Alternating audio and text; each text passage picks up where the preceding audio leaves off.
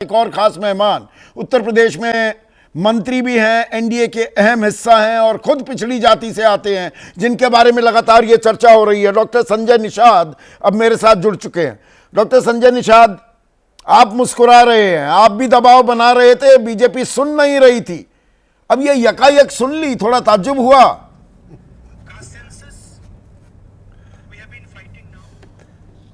मैं तो चौधरी साहब आपको धन्यवाद दूंगा और आपके चैनल को कि कम से कम ये जो जातियां जो बहुत लंबे समय तक संघर्ष कर रही थी, जो अंग्रेज़ों ने उजाड़ी हो, मुगलों ने उजाड़ी हो, प्रकृति ने उजाड़ी हो, ज़मीन जायदाद न हो, और इस तरह की जातियां जो 1931 में गिनती हुई, 41 में हुई, 51 में उसे बंद कर दिया गया।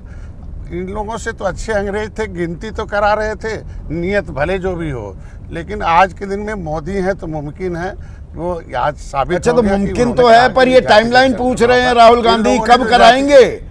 एक तो कह दिया कराएंगे, कराएंगे कब? तारीख भी बताएंगे।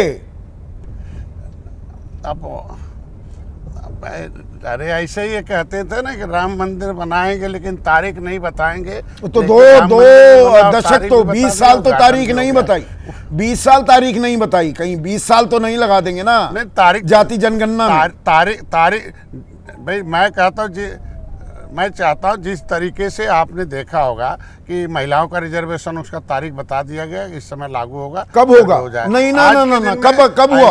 कब होगा? किसने बताया? ना ना ना ना डॉक्टर साहब, कब बताया? महिला आरक्षण कानून कब लागू होगा? मुझे नहीं मालूम, या मैं अनभिज्ञ हूँ, ये खबर मिस हो गई क्या मुझसे? बताइए ना कब लागू होगा।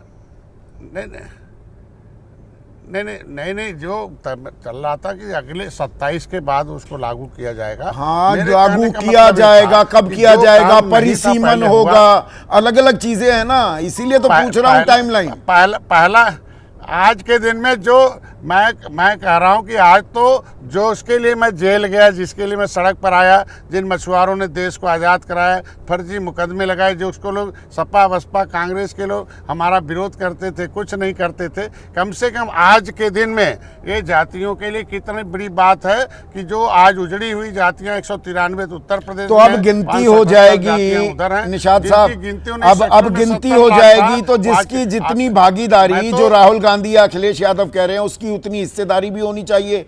मतलब ये इंदिरा साहनी जजमेंट जो है 50% आरक्षण, उससे ऊपर जाएगा ना। अब तो आरक्षण सबको मिलना चाहिए, पिछड़ी जाति का आरक्षण, उसका कोटा बढ़ना चाहिए। नहीं, हम कह रहे हैं हम निश्चित रूप हम तो कह रहे हैं ना कि हमारे तो यहाँ उत्तर प्रदेश में जिन लोगों ने गलती से ओबीसी में डाल दिया था, राज्यपाल ने निकाल दिया, पिछड़ी नहीं यानी सात केवट मल्ला बिंद कश्यप कांवर दीवार अखबार बातम तुराया राजभर प्रजापति, ये अनुसूचित हैं। तो आज के दिन में कांग्रेस और सपा बसपा को फ्रंट पर आना चाहिए कि ये जातियाँ जो हैं, जो अनुसूचित जाति में है, गिनी कहाँ जाएंगी? पिछड़े में गिनवाएंगे कि अनुसूचित में? ये तो सरकार को तय करना ना, ये जिम्मेदारी भी विपक्ष पर डाल दो। पहले उनकी मुहिम को तो अपने नाम ले लिया कि जी विपक्ष तो कुछ कर नहीं रहा था, हमने किया। 11 साल से तो आपने कुछ नहीं किया। सामाजिक सौहार्द बिगड़ जाएगा, नहीं करवाएंगे, फलाना धिकड़ा, सब कुछ कहते रहे। हाँ, अरे मैं तो 2019 से भाजपा के साथ हूँ। पहला व्यक्ति हूँ निषादों के आरक्षण के मुद्दे पर 75 जिले दौड़ा। 50% की आरक्षण की लक्ष्मण रेखा टूटेगी क्या आने वाले दिनों में? मैं निश्चित समय आने पर वो भी टूटेगी और सामाजिक समरसता लाई जाएगी। और जो आवश्यक, पार्लियामेंट इसीलिए बना हुआ है, जनता की आवाज़ को, जनता के हितों में क्या होता होगा। लेकिन इन लोगों ने इनको सपोर्ट करना चाहिए, इनको गलती स्वीकार करना चाहिए कि जो गिनती 1941 आपने इनकी मांग की सपोर्ट की है कि ये आपके कदम की सपोर्ट करे? मांग तो विपक्ष कर रहा था, सवाल तो विपक्ष उठा रहा था। मैं तो अरे आप उन लोगों की आवाज से पहले मैंने आवाज उठाई थी 2015 में। नहीं, चलिए, आप आवाज उठा रहे थे, बीजेपी क्या कर रही थी वो भी तो सवाल है ना अपने आप में। राजकुमार भाटी, आपके अध्यक्ष कह रहे हैं कि भाई जैसे वो वोटर टर्नआउट को लेकर जो आंकड़ेबाजी हो रही है, जो वोटर लिस्ट तैयार होती है, ऐसे ही जातिगत जनगणना ना हो जाए।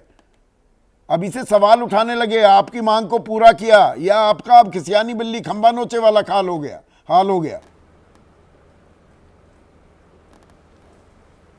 संदीप जी, एक तो ये जो केंद्र सरकार ने घोषणा की है, ये पीडीए के जननायक श्री अखिलेश यादव जी के नेतृत्व में जो पीडीए समाज की जागरूकता और एकजुटता की जीत है, उनके दबाव में ये केंद्र सरकार ने घोषणा की है। और हमें मोदी जी और बीजेपी और आरएसएस की नीयत पर कतई भी विश्वास नहीं है, इनका कोई हृदय परिवर्तन नहीं हुआ है। ये दबाव में घोषणा तो कर रहे हैं, लेकिन इसका परिणाम क्या होगा?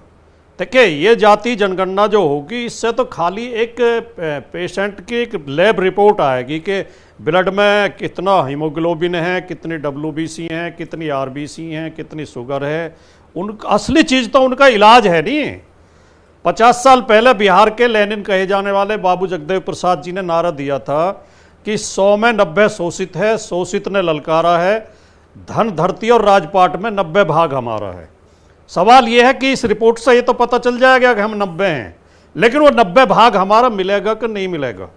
मोदी जी तो कहते रहे कि देश में केवल 3-4 जातियां हैं। कुमार भाटी, हर चीज पे पहले कदम उठाया जाता है जी। आपने भाई सवाल उठा रही है ना बीजेपी कि कांग्रेस हो, विपक्षी खेमे के लोग जितने अब ये सवाल उठा रहे हैं, 51, 61, 71, 81, 91, 2011 आपकी सरकारें थी, करवा लेते ना जातिगत जनगणना। नहीं करवाई ना, करवा तो ये सरकार रही है, इस बात को आप डिनाई कर सकते हैं क्या? नहीं, इसमें कोई संदेह नहीं है कि 90 में मंडल लागू होने तक और उसके भी 10 साल बाद तक 2000 तक कांग्रेस का जो सोच थी और जो कार्यक्रम थे वो इसके विरोध में थे। कांग्रेस सामाजिक न्याय के समर्थक नहीं थी, कांग्रेस सामाजिक न्याय को आगे नहीं बढ़ा रही थी। लेकिन जो वर्तमान कांग्रेस है, वर्तमान में कांग्रेस इंडिया गठबंधन का हिस्सा है और राहुल गांधी बढ़ चढ़कर सामाजिक न्याय के लिए आवाज उठा रहे हैं, जाति जनगणना के पक्ष में हैं। मैं कहना यह चाहता हूं, मेरा जो महत्वपूर्ण सवाल है कि भारत में 6000 के करीब जातियां हैं, क्या यह जाति जनगणना 6000 जातियों की होगी या 4 जातियों की होगी? कि किसान, जवान, युवा और महिला केवल 4 ही जातियां देश में तो मोदी जी कहते हैं। और आरएसएस के मुखपत्र पांचजन्य में कई लेख छपे हैं जाति जनगणना के खिलाफ, और लगातार आरएसएस के लोग बोलते रहे हैं कि यह हिंदू समाज की एकता तोड़ने वाला कदम होगा, इससे हिंदू समाज में मतभेद बढ़ेंगे, पर आरएसएस अपना रुख और रवैया भी बदलता रहता है। पिछले साल सुनील आम्बेकर उनके बड़े प्रचारक हैं, उन्होंने कहा कि नहीं होनी चाहिए। वो दोनों काम कर लेते हैं, दोनों कश्ती पे सवार भी हो जाते हैं। नहीं, वो अलग बात है कि जैसे भारतीय जनता पार्टी में कल्याण सिंह जी थे और उमा भारती हैं और जो 1-2 पिछड़े नेता हैं, वो बोलते रहे हैं आरक्षण के समर्थन में, तो लेकिन उनका बोलना बीजेपी का बोलना नहीं होता है। बीजेपी के ऊपर वर्चस्व तो सामंतवादी ताकतों का है, जातिवादी ताकतों का है, जो आरक्षण के विरोध में नहीं है। और संदीप जी, मैं एक और बहुत महत्वपूर्ण बात कहना चाहता हूं कि ये जब से भारतीय जनता पार्टी की सरकार, इन्होंने धीरे धीरे करके ओबीसी के आरक्षण को तो लगभग समाप्त कर दिया। अभी यूपीएससी का रिजल्ट आया है, आपने अभी थोड़े दिन पहले इसी सप्ताह में ईडब्ल्यूएस की कट ऑफ जो है ओबीसी से नीचे है। ओबीसी के लोग ज्यादा अंक पाके सेलेक्ट नहीं हो पा रहे हैं और ईडब्ल्यूएस कम अंक पाके सेलेक्ट हो रही है, और ईडब्ल्यूएस के लिए तो तुरंत 50% की सीमा हटा दी गई। ये 2 फॉर्मूले बीजेपी ऐसे लेके आई है, एक एनएफएस और एक ईडब्ल्यूएस, जिन्होंने ओबीसी के आरक्षण को खत्म कर दिया लगभग। आज ओबीसी के लिए तो बैरिकेड लगा दी गई है। तिलमिलाहट है क्या ये? आपने जो एक वोट बैंक सहेजा था पीडीए का पिछड़ा दलित अल्पसंख्यक, उसमें कर दिए सेंधमारी, ये बीजेपी ने पलटवार किया है। बीजेपी के इस निर्णय से पीडीए की ताकत और मजबूत होगी, पीडीए और ज्यादा एकजुट होगा। पीडीए अखिलेश यादव जी के नेतृत्व में एकजुट है, इस लड़ाई को हम परिणाम तक लेके जाएंगे। भारतीय जनता पार्टी तो इसमें गुमराह करना चाहेगी, ये अर्जी फर्जी सर्वे करा के, जाति जनगणना करा के अगला निर्णय नहीं लेगी। असली निर्णय अगली जो फैसला होगा वो अगला फैसला है कि जब हमें सिर्फ घोषणा से बात नहीं होती, फिर वही बात, test of the pudding lies in its eating. अभी तो जमीन पर उतारा जाएगा।